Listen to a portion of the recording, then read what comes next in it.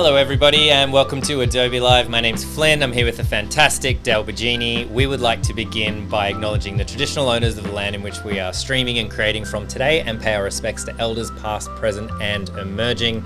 Dale Bigeni, how are you doing, my friend? Yeah, I'm good, thank you. Yourself? Very good, thank you. Surviving the heat as best I can. It's 30 degrees here, 34 where you are. Mm-hmm. It's hard to talk about anything else than when the weather goes crazy. Yeah. But hey, what's up, chat? As well, the chat we're using is Behance. So if you're watching over on YouTube or Twitter or anywhere else, jump over to behance.net/live and say hello as we go through. We'll be spending an hour together, we're absolutely continuing on from our stream that we did on Tuesday. You can check it out. And if you're watching the replay, you can jump between the two if you want to see some of the steps involved. But we're essentially picking up where we left off and jumping in through. That's it. So I might do a quick overview anyway, just for those playing at home. All right. We definitely made some pretty good progress on Tuesday, and we kind of got to this point after, I guess, concepting and, getting our line work together and talking about using references and all that sort of stuff, which is in the Tuesday video. So you feel free to jump back to that one and get a full overview. But while I was, while we're on a bit of a break here, I was just working on making him look a little bit more refined again, like putting his boots on and getting him more set for the snow. And yeah, just using those same steps that we used to get our sketch together, I used to refine the art. So yeah, I've got him now kind of like in a refined state. And I'm just going to talk about kind of steps forward, I guess. Yeah. Can we zoom in one more time or something? Make that canvas a little bit bigger so we can check it sorry. out. No, it's I all forget. You have I always forget. Dale's Wacom that he uses is bigger than my apartment, so it does take a little bit of. Does that look all right now? Yeah. Is that better? That's awesome. That's awesome. And I think we named this young shredder. We did. Droppy, I believe. We did. We put it to the chat, and chat came out with the name Droppy, and so Droppy is in full effect now. I've definitely got him into a point where we're ready to start talking. I guess moving to finished art or refined, depends on how you want to look at it. But so I guess I'll talk about options from here. So I do want to finish this in Illustrator. We spoke about that, but feel free to use Photoshop if this is your first time and you don't feel comfortable with switching between programs. We can just continue on from this kind of layer that we've got here. That's our new, more refined. You can see between the two from start to finish, he's feeling a bit more full in the face. He's got his boots on, his clothes are a little bit more, I guess over here he looked like he was wearing jeans or something. We've tucked them all in. He's feeling a bit more ready for the snow, I guess. Just a little bit of detail and stuff. But yeah, so you can go in and finish this in Photoshop and start doing digital ink. Maybe you just want to start just get this layer. You can go in and start drawing over this and add all your details and whatnot in Photoshop if that's how you want to play it out. Just using this the hard round pressure size, the standard brush that I was talking about the other day. You can go in and do it this way. There's no right or wrong. It's what you feel comfortable in. You can just get all your detail lines in and stuff like that. New layer, making sure that you refine it to a point where you are happy with it. But that's the Photoshop way, is just digital ink, then remove that layer, and you should end up with something similar to this guy. Oh, nice. Yeah. So I went and there's the pre-made line work. So you could have some fun in Photoshop. There's like I said, it's pretty pretty easy to get caught up in Photoshop and the cool brushes and all the effects that you can put on it. So I think, sorry, I zoomed out again, guys. It's all good. It's like force a habit, right? Zooming out all the time and then zoom back in. Yeah. I just like to see like the before and after, you know, the progress. Yeah.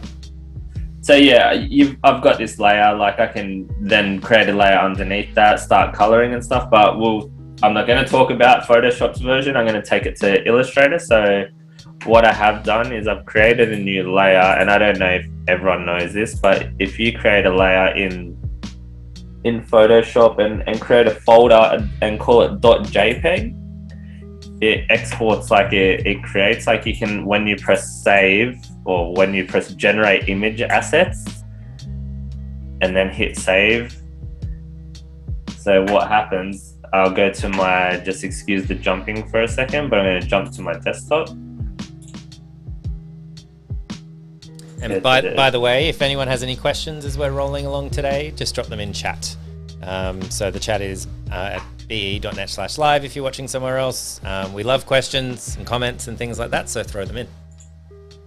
Yeah, so what that does, it would drop a folder into your, I guess, where you've saved your PSD file, wherever that lives on your computer. This is just on my desktop in a folder, but it'll create that .jpeg layer or that image assets folder, and it'll create this like exported JPEG layer straight away. So that's just handy to have, because then you can hold on to it. Like, I mean, you can go and save as or whatever, however you want to save it. But I just find if you do that .jpeg trick, it puts it straight in there. You don't even have to worry about doing anything else. Yeah, so it's a cool little trick. I don't know if it's a trick. I'll call it a trick. I like it. I don't think I've seen that before, so that's pretty cool. Yeah, so it's to tell you the truth, I'm not sure what the actual purpose is of that, but I learned that whenever I learned it, and I was like, you know what, this is cool, because as soon as I press save, I know that those layers are going to come out as JPEGs into a folder straight away. So I've got them individually stacked already. So yeah, it's pretty cool. Nice. But yeah, so I'm going to take my bar into Illustrator. So we're just going to go to create new. A lot of people always ask what size I work on.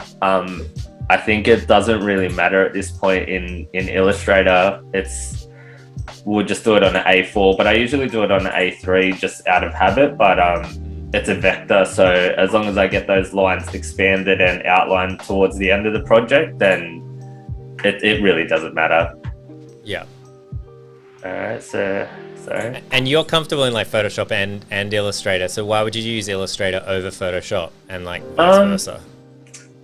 I think I'm as comfortable as I am with Photoshop and Illustrator. I still think Illustrator's line work is just it reigns supreme. It's just really crisp, and you know, you've got that the ability to scale up and down and not lose that clarity. And if you've somehow created this art at the wrong size, I feel like it's easier to adjust to a bigger size or smaller, where Photoshop, it's like you can spend hours at like 300 DPI on an A4, then someone says, oh, but we need it for a billboard, and then it ends up pixelating and you might find yourself recreating. So I just like to bring it over into Illustrator, and I don't know, just force of habit, I think. Yeah. All right, so I'm gonna place in that JPEG. So I'm gonna go into here to the desktop.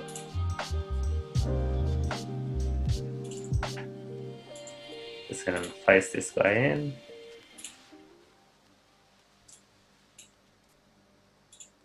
All right. So obviously Photoshop exports that as the whole artboard, so there's a lot of dead space there.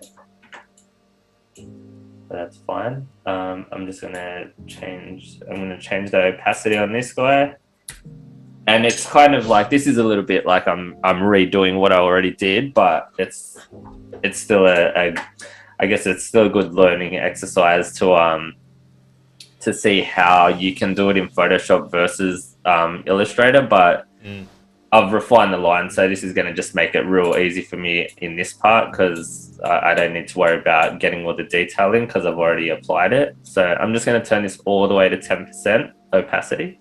So you could bring in or what you would probably usually do, correct me if I'm wrong, is you would probably bring in like this the second refined sketch, Correct. bring it in, and then do line work.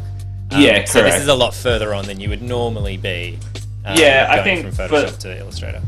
I think for the sake of this, it's kind of like I want people to be able to make sense of this looking at it instead of all the scribbly lines. But you would bring in that blue layer, that I guess let's call it the blue layer, where it is a bit rougher and the lines haven't been refined, and this is where you'd apply that technique. But I guess all I really want to do is talk about like some of the ways to do it, really, like say a quick overview of the tools, just in case people aren't aware. Nice. So the first tool that you could use, and I'm just going to kind of not rush through this part, but I'm just going to talk about it in small doses. The first tool is the pencil tool. So I think the shortcut for it is N on the keyboard. And the pencil tool is pretty good because it's, I guess it's a little bit easier to draw naturally than opposed to the pen tool. Right. And full disclosure, these are just the ones I use from time to time. So the pencil tool, I can go in and draw, pretty quickly over all these lines. And I've still got my paths that can be tweaked if, curves aren't right, or, so I can go in there and still tweak all these lines as per, standard Illustrator magic. Also, I've got more control over the line weight, so I can still do the line weights. So I can control the line weights pretty easy. So that's number, I'd probably place that number 2 in the scheme of like what I use the most. Nice. The one I use the least is the pen tool. And the pen tool would be my go-to for Illustrator. So that's interesting. Yeah, I think it's probably, I shouldn't probably downplay it. I got the pen tool tattooed on my finger, so I was pretty passionate about it at one time. Yeah. But everyone knows how the pen tool works. It's just a series of clicks and kind of curves, and it's got all the it's got all the same traits as the pencil, but I have a little bit more, I guess. I think it's a bit more controlled. Yep. Would you say it's actually a lot more controlled, because I can go click all the way up here and I can I can get that whole line and know that it's pretty good. And I guess the pencil tool, the downfall of it would be that if you try to do that line and it's a little bit wonky, it's going to be more noticeable, that it's not curving the way you want it. But with that said, all of them are going to have you might have hiccups all over the place, like this kind of thing happening. Yeah. The quickest way to adjust that is with the smooth tool, says me, and you just run the smooth tool over it, and it either creates extra paths to help smooth that curve out, or it'll minus if there's too many that are affecting it. So you can see every time I draw over it that those anchor points are disappearing, it's either adding another one, or you can see it changes quite dramatically. Even if the line's smooth and you run it over, it's trying to continue to smooth it. So you can use that smooth tool on the pencil or the pen, and they're both probably on the same par of ease and functionality, I guess, because I can still go and do my line weight, all of that stuff. And I've got the anchor points and all that, so that I can still go in there and change all the curves and stuff like that. Yeah. So yeah, they're the two. They're probably my second option. But lately, I am very much committed to the blob tool and the eraser tool. I just think Nice. I've found this new way that feels like it's quite fun to create. So I'm going to show you. What I'll usually do is put the layer of the drawing on top. So I'll just do another layer underneath, and I'll put a black background behind him just because of the process that I'm going to follow here. All right, I'm intrigued.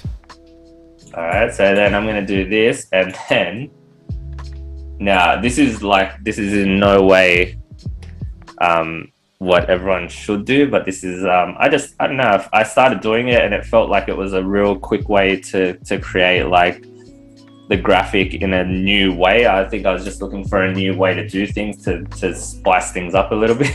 Yeah, it's important. It's important. No, yeah, Shake definitely. it up, It's try new things. So all I'm going to do is get the blob tool. So the blob tool, if you double click it, if you're using, again, I've got the Wacom, so I rely a lot on the pressure, and I just set it to like, you know, whatever size feels right. So it says 2-point, and it looks like you can see, I don't know if you can see how big that brush is, but it's probably the same thickness as what I've drawn. Yeah. But that doesn't really matter right now because all I need is a brush that's big enough to do this. So I just want to draw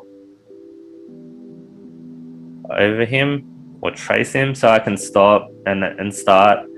So the concept of the blob tool is that if it's the same color, it's gonna merge those points, so you can see it merges it, and then that gives me like the ability to close that up, or you know. So I'm just gonna draw over this whole drawing. Nice. And it's like it's I don't know, it feels like one of those things someone might say it's like a lazy way to do it, but I don't know, I just find this is a very quick way. This is very good for what we're doing today. Yeah, nice. And so the blob tool has pressure sensitivity as well, so that it definitely has pressure sensitivity. It's I've got, you know, you can see this. It's definitely like got that. I guess it's very similar to a Photoshop brush, so I can hear people at home probably thinking, so why not just do it in Photoshop? But we've discussed that, and I just like the line work in, or I like the vector format. Let's just put it that way. Yeah. And it's obviously like, you know, particularly with client work, like if you're doing something for like, I don't know, a startup brand or something, like you've got someone that's just like, hey, it's kind of like a small job. Like we've got this new like clothing brand or a mascot for something, like in this case or something, and they're like, right now all we want to do is print it on a t-shirt, and you're like, okay, cool, I can do that in Photoshop. But then the back of your experienced mind is thinking, are they going to come back to me in like 3 months and say, hey, that was really successful, now we want to do like a billboard campaign, we're building a website, we need this, we need that, and you're like, damn, I probably should have built that in Illustrator. You should probably always preempt that that's what's going to happen. I think in this day and age, a lot of let me go back. A lot of people are like, I think, not prepared that, you know, a printer might have printer requirements. So you should always do that research anyway. But I've made it a point now to just ask that straight at the front, like, where's this going? Like, how big do you see this project being? Some people can say, oh, it's just for stickers, you know what I mean? But like out of a habit and I guess years of experience, you just know, I'm just going to do this in vector because chances are they're going to put it on everything, and it reflects my work. So, you know, I'll do it the right way. So I've just basically outlined that little koala, and then I'm just going to delete the inside fill there. Right. So that's technically my my base layer, right? So that's my base white, but I'm just going to turn it another color because I want to use the eraser, and the eraser has the same functionality as the blob tool. So I can go down here and do 2-point and 2-point to match the blob tool. And then what I'll do is just go in and, well, firstly, I know that I'm missing a gap here. Don't worry about all the little imperfections and stuff, because like I said, I can go get the smooth tool, and I can go in there and I can fix this, or, you know, I can play around with these lines later. So I guess this would be probably the quickest way, I think, to create the logo. So this is like, maybe they say, oh, we just need it in single color. So this is like, there's your single color base, and then I'd just get the eraser, and then I'd start like, basically it's like almost I'm relying on purely like cutting back the design, which feels weird because you're so used to like drawing the line work, but I'm gonna prove that this works. Okay. It's really cool. It's like a completely different approach. Yeah, Love it. I don't think it's what's the word when I don't think it's in any way like the smartest way to do it, but I did it once and I kind of I felt like it was I don't know, it was this I got the same result at the end of it and I was like, you know what? I think I can make this work because once I'm done this and you'll see. So sorry, and if there's any questions or anyone wants to tell me that this is crazy, feel free. I don't mind. Let us know in chat. Is it crazy? I love seeing something new. I always feel like I've seen everything, but this is really super cool. Totally different approach. And I can assure you that this is in no way going to be as, crisp as using the pen tool or anything because there is the pressure sensitivity. I'm going to have a lot of like variance in those lines and stuff, but I think it's kind of, you can use it to your advantage. Yeah, because sometimes you want that, right? You don't want it to be. Yeah. I think that's a danger of doing vector art, of it looking very cold. Yeah, not having depth and not having that kind of human. And even if you can't really articulate why it is, it might be like, yeah, it's kind of, it can almost look a little like clip art. Not to... Yeah, and I think that's been a part of, or not. I'm not going to say it's a problem, but a lot of clients come back and they're like, "Oh, we don't want it to feel too digital," and it's like, I never really knew. That's the word I was looking for. It can just I never really. digital. I'd never really thought about it, and I was like, "Oh, okay, I get it. Like, it's too straight, too like unnatural." So, like, yeah, this is kind of a halfway point. But then again, you can always apply textures and things like that. You can fake it. Yeah. But for now, we are just trying to burn through this eraser. It's really cool. It's very interesting, like how using the blob tool and then using the eraser, because they both have the same settings, so you can literally match it exactly. That's super cool.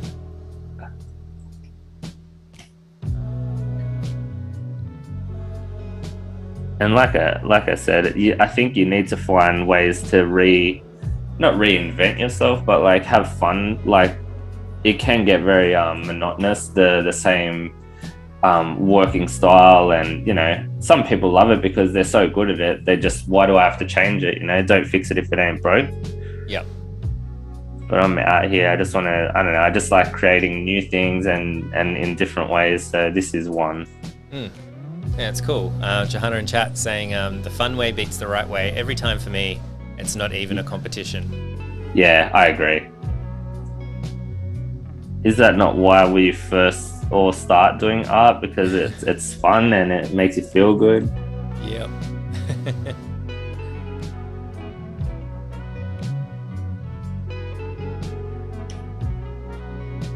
So you can see it's pretty, like, it's not taking me long at all to get like what is basically going to look like his outline.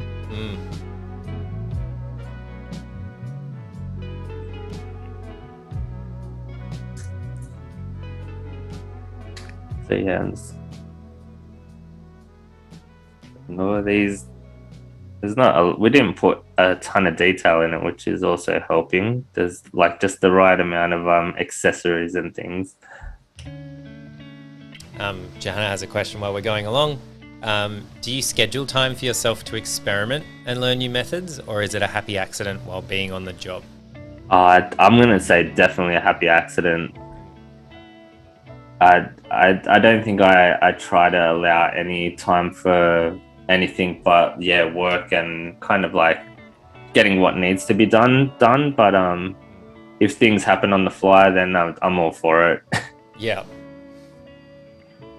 Yeah, it's hard to sort of say, okay, cool, Friday afternoon is for experimenting with stuff. Yeah, because kind of want to just get away from the computer or something, or I like experimenting away.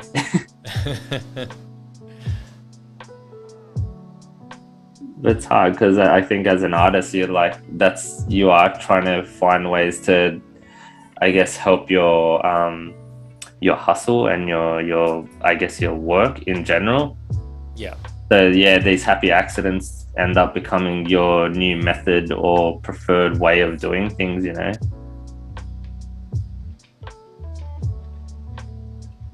Side note from the first stream as well, I love that the ears are popping out of the helmet. The helmet, yeah. I'm glad that's where it ended up. Looks super cool.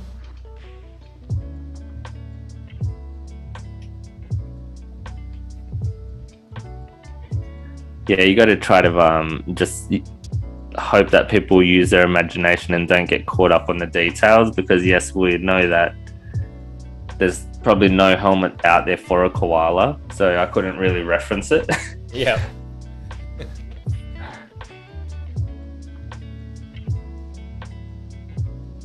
Is anyone going to try this method? Be super interested. I'm pretty sure Johanna will. Or have you tried something like this? Have you tried something a little bit different or a little bit like quirky that we should know about? Because this is the first for me. I'm always very surprised when someone comes on Adobe Live and shows me something that I haven't seen here before.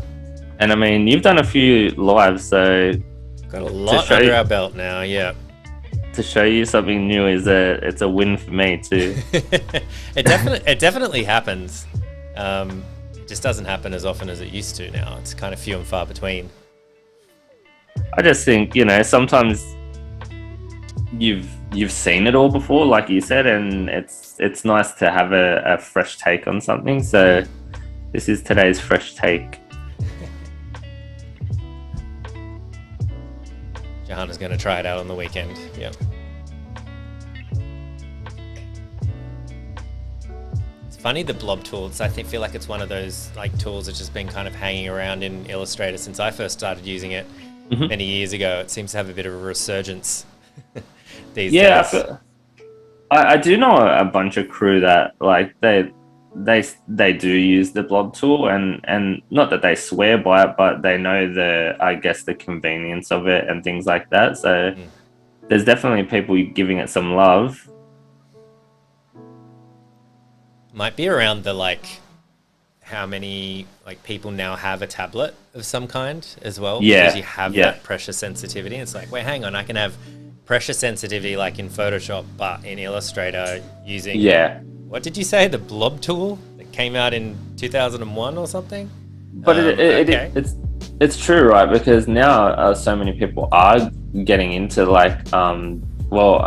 especially with this NFT surge. Yeah, I guess everyone's got an idea, and everyone, they're finding ways to do digital art, and maybe it is doing things like this and showing people that it is this easy is probably it could be detrimental to my career. But I also think I would have loved to know there's an easier way to do it than hours on the pen tool, Yeah. So you're welcome, guys. And girls, sorry, girls. Alright, so I've got my little, and we're almost there. Obviously we're doing this in a pretty quick fashion. But yeah, like I said, so I can see a few things that I'd like to fix up. I can go in there with the smooth tool, and I can just tidy up those little imperfections. There's a heap of them, but that's a part of the fun, right? The creating process here. Yeah. And you can just see how many, if you guys can see it at home, how many, different points, different vector lines have been created by, using that blob tool around. If you were trying to do that with the pen tool, and even though it's not 100% precise right now, if you don't need to be, can you imagine how long that would have been the stream? Easy. Probably more. You probably wouldn't have got that much done using the pen tool and trying to make these absolutely outlines. Not. And you can see, so there in this what do you call this? His cheek, his little nose here. It's got it's at least 20 just there, right? If I just run this smooth tool, it just cleans it up. And obviously, if you know Illustrator, the more anchor points, the bigger the file, the more problematic it is. So I try to go in, and if I know it's a spot that doesn't need that many anchor points, I will try to smooth it out to, just ease the pressure on the file, I guess. It's important to, I guess, work smart all the way through. So yeah, so now I've got this little graphic, he's pretty much a single color graphic, right? Like he's just Nice. he could go to print, and you'd be pretty. I mean, you'd be happy with that. Sorry, he needs his lens. But yeah, so I would use that, like get it to that point, and then if I want to start adding color and stuff, maybe I don't need that layer. You can see I've finished with that layer. There's only his shine and the dots on the board. Oh, maybe I should just stop being lazy and do it. What do you reckon?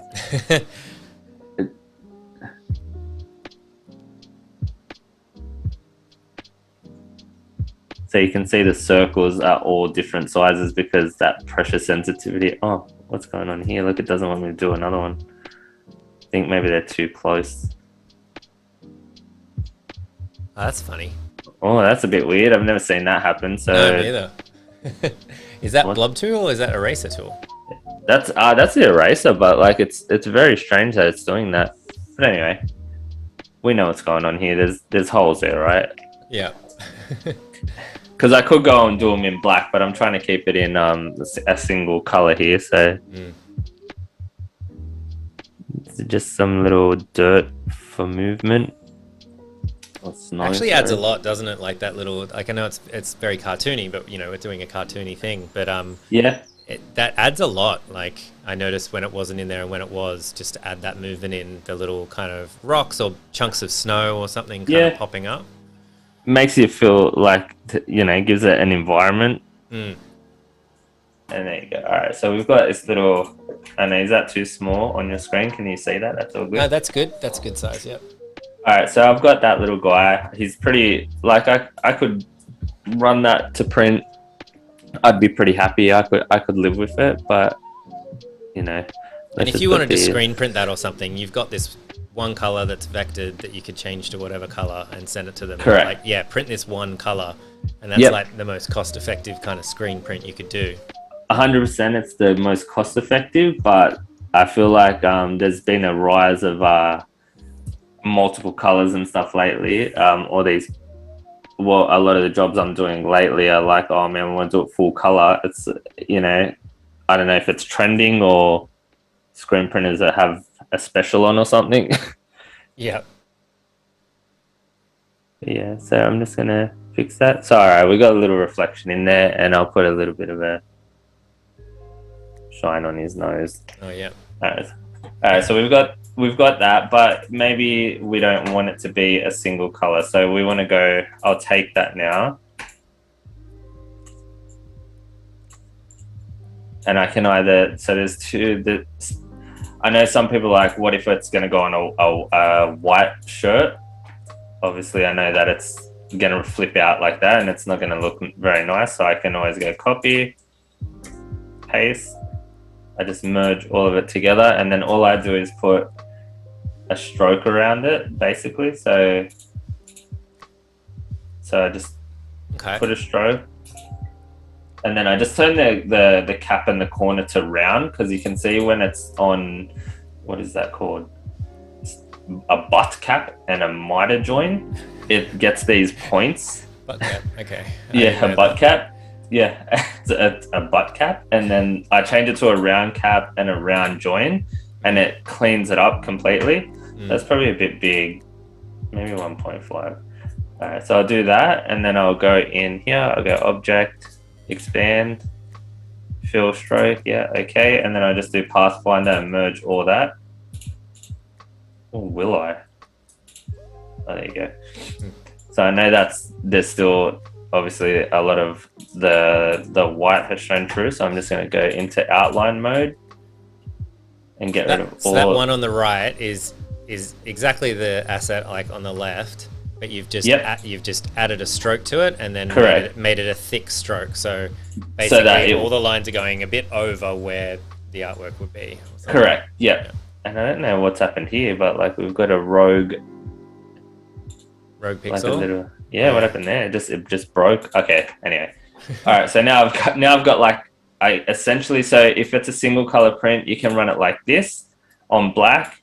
You could run it like this on white. If the artist supplies you to one file, this is the results you're going to get. You can see it's not as nice to do it like this.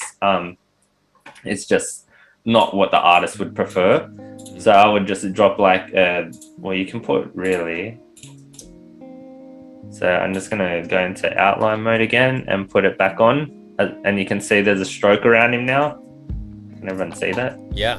So now it's got this little stroke, and that same artwork that was once only good for black is now, it's a 2-color print. So you're paying for an extra screen, but the artwork itself is still, it's basically exactly how you would have done it with a black outline if I was drawing it.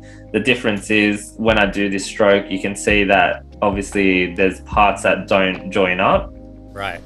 So like that looks a bit weird there. So I just get that same color, the brown, and I just go and start filling in. I just start filling in those parts that look like they've been like separated. They're not a clean line. Right. It's a little bit of time, but like it's not as much time as having to go and redraw the whole thing. Yeah, it's just like a touch. It's just like a touch-up kind of thing. Yeah, just touch up, exactly. Yeah. And you can see, like, I mean, no one's none the wiser to know if it was drawn outline first or fill first. So I've got 2 versions of the art that we did in. Well, we pumped through that like pretty quickly, and I'm not saying that's how long it should take. I'm just saying there's a quick way to do this stuff, and you know, now I've got the ability to, well, firstly pick black because it's a terrible color I've got there. And then I can come in and, you know, we can talk about, I've got it locked. So now I can grab with the direct selection, this one, the group selection tool. I can grab the helmet, I'll do a copy. I can paste it on top or on another layer on top of that. I can create a new layer. Let's do a new layer. I can do a new layer and then I can call it yellow helmet. You know, I want his skin, fur to be grey. So I'll copy it off that layer, click my new layer, Command F to paste in place so it lands directly on top. And then I will just hit grey. Nice. I can do that and I just keep going. I can create this whole thing into like a multicolor little mascot. So if you feel like the blob tool seemed like it was a long way around, like I'm already have a single color and a full colored version here, and it didn't take me much time at all. So yeah, it's super efficient. The disclaimer here, I think, is that if this was a real world scenario, you'd have a client asking for changes the whole way along. So it obviously wouldn't take this long. It is quite a tedious task when you're doing a mascot or a logo for anyone for that matter. I think you need to be conscious that, you know, there is a quick way to do it, but timing is based on your art creating time and client feedback and changes and things like that. But I think we're going to get this completely finished in a timely fashion here. that almost never happens on the streams. No, we always like just run way over time. No, not today. We are hustling today. Let's see what the heat's done to us. We're just so efficient. I just want to go in the pool. It either goes one way or the other. You're either trying to pump through it or you just like melt. So what, with your approach to color, obviously here you're just kind of picking colors, like, grabbing a yellow, grabbing a gray and stuff. But do you ever reference colors, or what's your approach to color usually?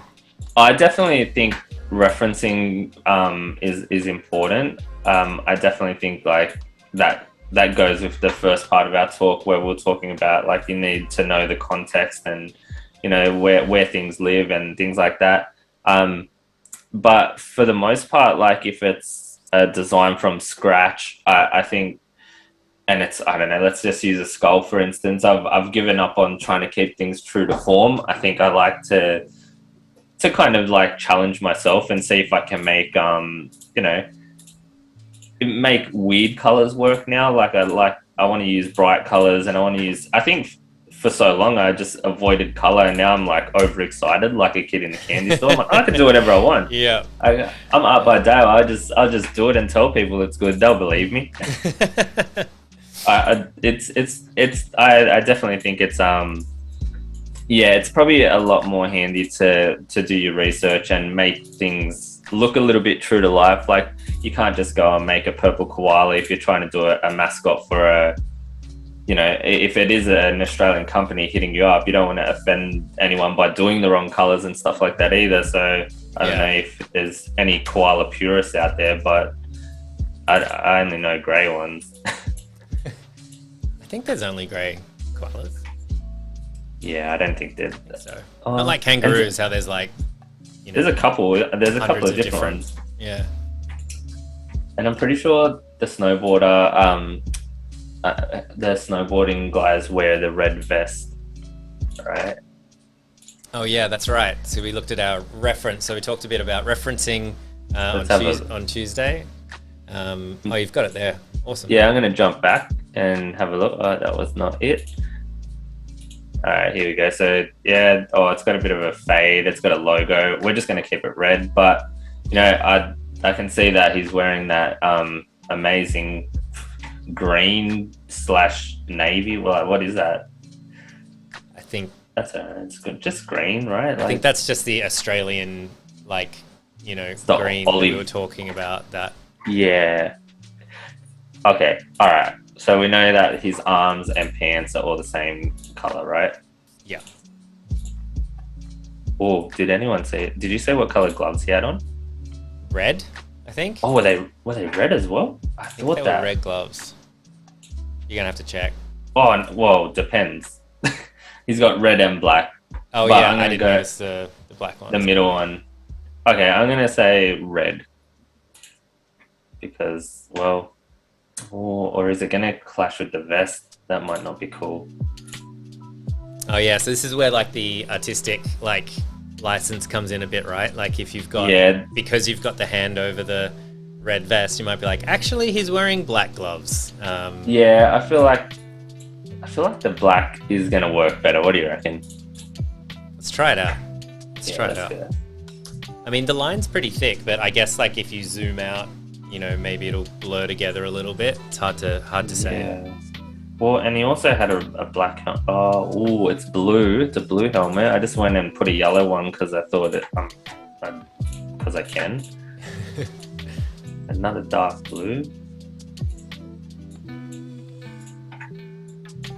So these are like, there's obviously like room for more color variants. Like you can do some shadows and things like that, but we'll get into that in 1 second. I've still got time. Yeah, we've got about 12 minutes left. Alright, I'm gonna go with a not quite black. I'm just gonna go like a dark grey because otherwise I can't.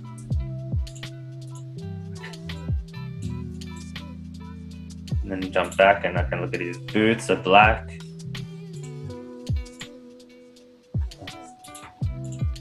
I don't know what I've deleted. Obviously the computer's telling me I did something wrong, but alright, so put his boots black or grey.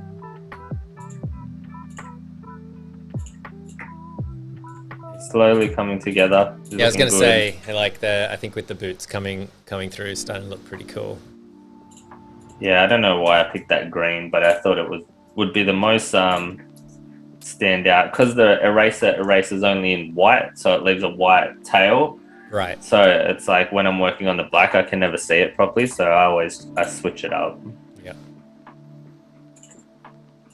A bit darker on the buckle. Do the sole the same color.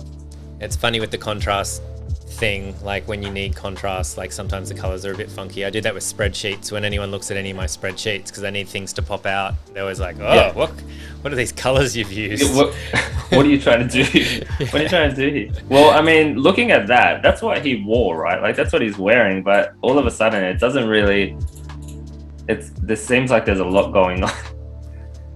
That's all right. We're going to just stay true to form here and keep this party going. So how do you do the silver? Is it the same grey, or does it need to be a different grey? No, I think it'll be a lot. I think it's going to be a lighter grey, but I'm going to add some like reflection to it. I don't even know what you want from me, but I'm just going to open this links panel and find out what I've... Oh, okay. Oh, because I did something in Photoshop, so that wants you to relink it. Yeah, but I mean, we don't even need it right now, so I can always get rid of that. So I might just do that right now. I'll get rid of that layer, otherwise it's going to keep popping up. And ladies and gentlemen watching, we've got about 10 minutes left, so if you've got any questions about anything that you've seen on the stream or anything like that, throw them in chat before we run out of time. Before we drop out like Droppy. I don't know if this is... Alright, so I've got all my colors in. I think that process is pretty straightforward. I've got a full... I know that's not the color of his snowboard, but I just want it to be a bit different to everything else that's happening there. So we've got our little full color version versus single color. Nice. I love this little guy. Yeah, I think he's doing his bit for the country. Winning silvers. Put a little bit of a shadow under him. Probably won't work as good if I do that shadow on the single color, but we'll drop it in for consistency. And then I can make this white. Oops.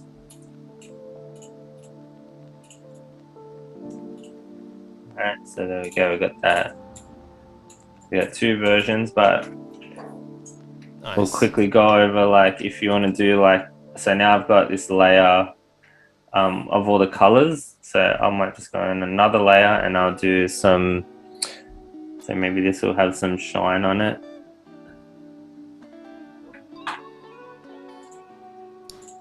And I'm just going to do this. So I'll copy.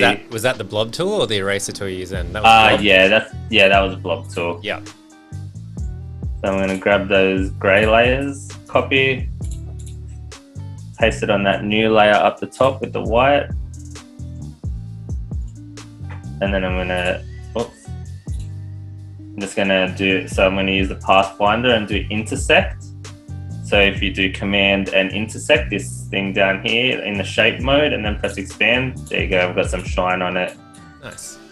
So you can do that for everything from, I guess, like if you want to, again, it might be a clunky way of doing it, but if I want to do some like, I guess shadows or something, maybe I want to just do,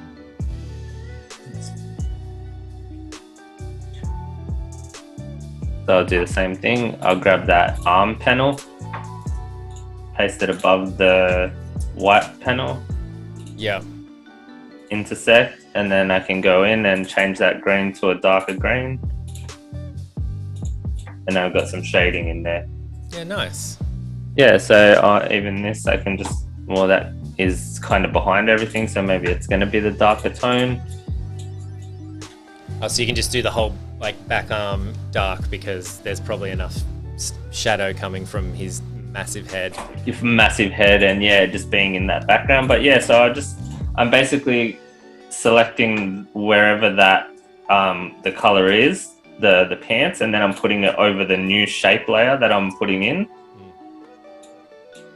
And then I'm just selecting both and yeah, command intersect, and then yeah, just eyedropping some shadows in there, and you can see straight away it helps, right? Like yeah, it definitely does. Yeah.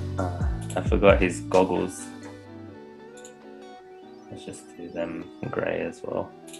But yeah, so it's a pretty easy, fun way to do it. I think, like, it's the blob tool and using the eraser together, like it was just as easy to do that as it was to draw the whole thing in black. I don't know if people think it's doubling up, or, you know, I just find it was, like, for me, you can have just as much fun doing it that way. And I don't know, it's just like something different. Yeah, absolutely.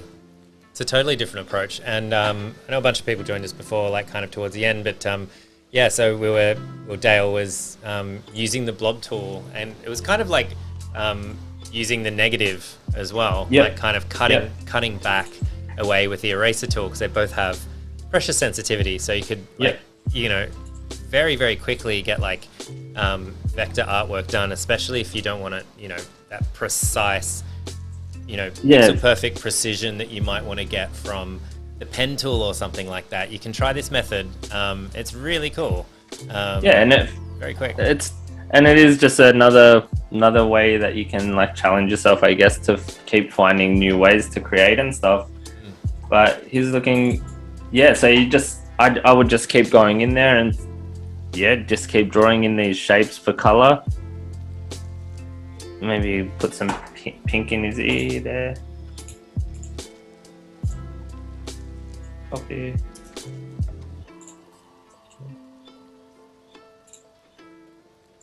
And it's quickly comes to life. Like it's definitely a quick way. It's definitely a mascot. We achieved the goal we wanted. We wanted to see him colored. We've got a single color, and we did that in, you know, it was a pretty quick process. I think like I think it's one to test and, you know, trial by fire. Maybe it doesn't work for you, maybe it does, but that's exactly the process I would use for most of the art I've been doing. That is like primarily like, I guess, comic based, or like it's more cartoony.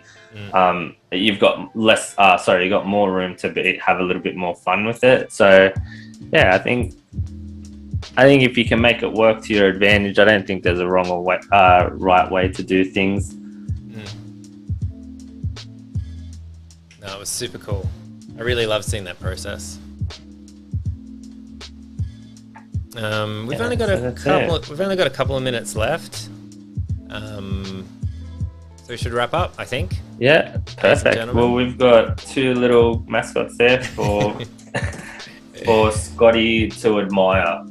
Very nice. Should tag him. Send it to him. But yeah, super cool. This has been tons of fun, like creating a mascot from scratch. Again, if you're watching on demand or you missed some of today, it's a 2-part series, so you can watch the whole process. Definitely scrub it back and get to that bit with the blob tool and the eraser tool. Super cool, super interesting. I hope you guys try it out. Let us know. It's a unique kind of process that I've never seen before. I don't know if you guys have seen it before, but I've never seen it before. So it's super cool. No, it's awesome. Thank you. And so Dale, where can people find you as well? Like maybe plug your Instagram or website? You can follow me or stalk me on Instagram. It's at @artbydale or one word. And my website is dalebigeni.com. Very good. Check it out. Thank you all for joining us and the questions and things like that. And we'll be back next week with more Adobe Live. And thank you, Dale. Thanks for hanging out with me and us as always. Thank you, Flynn. It's always a pleasure. All right. See you, everyone. Bye.